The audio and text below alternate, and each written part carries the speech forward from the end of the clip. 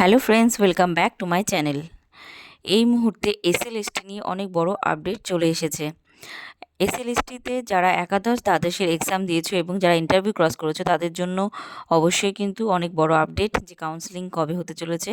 তো আজকে যেটুকু আপডেট পাওয়া গেল বিভিন্ন সংবাদ মাধ্যম থেকে যে কাউন্সেলিং কিন্তু এই ফেব্রুয়ারি মাসের লাস্ট উইকে হতে চলেছে এবং মার্চ মাসের ফার্স্ট উইকের মধ্যে কাউন্সেলিং প্রক্রিয়া শেষ হতে চলেছে। মানে কাউন্সেলিং কিন্তু আর বেশি দিন সময় নেই।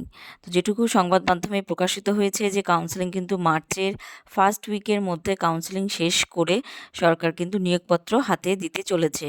তো একাদশ দ্বাদশের যে জয়েনিং প্রক্রিয়া সেটা কিন্তু মার্চ মাসের ফার্স্ট উইকে কমপ্লিট হয়ে যাচ্ছে।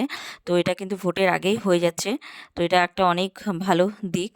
আর এদিকে নবম দশমের যে প্রক্রিয়া সেটা কিন্তু এখনও সেরকম কিছু ঘোষণা হয়নি। যেটুকু বোঝা যাচ্ছে যে নবম দশমের ভেরিফিকেশন কিন্তু যেটা একাদশ দ্বাদশের কাউন্সেলিং প্রক্রিয়া সেটা সম্পূর্ণভাবে কমপ্লিট হওয়ার পরেই কিন্তু হতে চলেছে।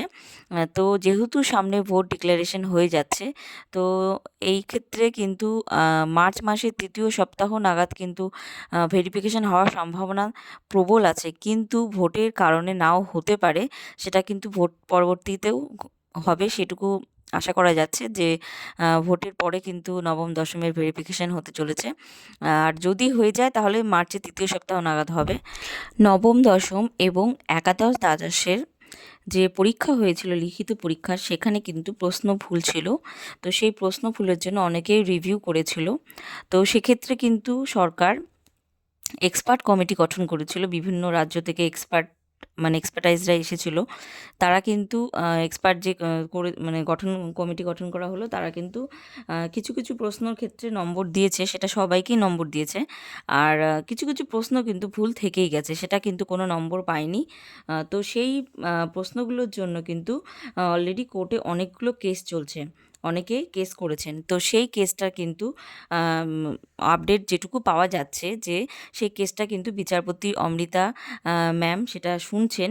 এবং কেসের যেটা আপডেট সেটা হচ্ছে উনি বলেছেন যে এই উইকের মধ্যে যদি কোনো আপডেট না উঠে আসছে তাহলে কিন্তু আবার নতুন করে কমিটি গঠন করার সিদ্ধান্ত নেবেন। তার মানে যেটুকু বোঝা যাচ্ছে যে নতুন কমিটি যদি গঠন হয়, বিচারপতি তো সেটুকুই বলেছেন যে নতুন কমিটি তিনি গঠন করতে চলেছেন, মানে রায় দেবেন যাতে নতুন এসএসসি নতুন করে কমিটি গঠন করে। তো সেটা যদি হয় তাহলে কিন্তু 1 নাম্বার 2 নাম্বার কিন্তু অনেকেরই বাড়তে চলেছে। যদি 1 নম্বরেও যদি কারো বাড়ে তাহলে কিন্তু যারা 1 নম্বরের জন্য মেধা তালিকায় চান্স পায়নি তাদের কিন্তু নতুন করে আবার মেধা তালিকায় জায়গা করে নেওয়ার সুযোগ আসছে। আর যদি 2 নম্বর বা 1 নম্বরের জায়গায় 2 নম্বরও বেড়ে থাকে তাহলে কিন্তু আরও সংখ্যাটা বাড়বে সেক্ষেত্রে। তো এইভাবে কিন্তু অবশ্যই কিন্তু তোমরা ভেবে দেখতে পারো যে এই কেসটা যদি তোমরা যারা কেস করছে তারা যদি জিতে যায়, এক্সপার্ট কমিটি যদি নতুন করে গঠন হয়, তাহলে কিন্তু অবশ্যই কিন্তু 1 নম্বর 2 নম্বর বাড়তে চলেছে। কারণ দেখো অনেকেই রিভিউ করেছিল অনেক প্রশ্নের জন্য, তারা কিন্তু যথেষ্ট প্রমাণসহ সেই প্রশ্নটার এগেনস্টে কিন্তু যথেষ্ট প্রমাণসহ রিভিউ করেছিল। তারপরেও কিন্তু সেই প্রশ্নগুলোতে নম্বর দেওয়া হয়নি। যে এক্সপার্ট কমিটি গঠন হয়েছে তারা কিন্তু নম্বরটা দেয়নি।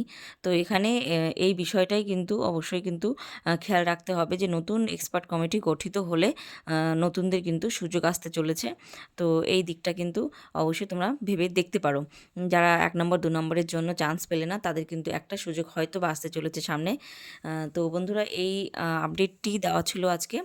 তো যদি অবশ্যই ভিডিওটি ভালো লেগে থাকে সাবস্ক্রাইব করে পাশে থেকো। দেখা হচ্ছে নেক্সট কোনো ভিডিওতে। টিল দেন সবাই ভালো থেকো, সুস্থ থেকো। Thanks for watching.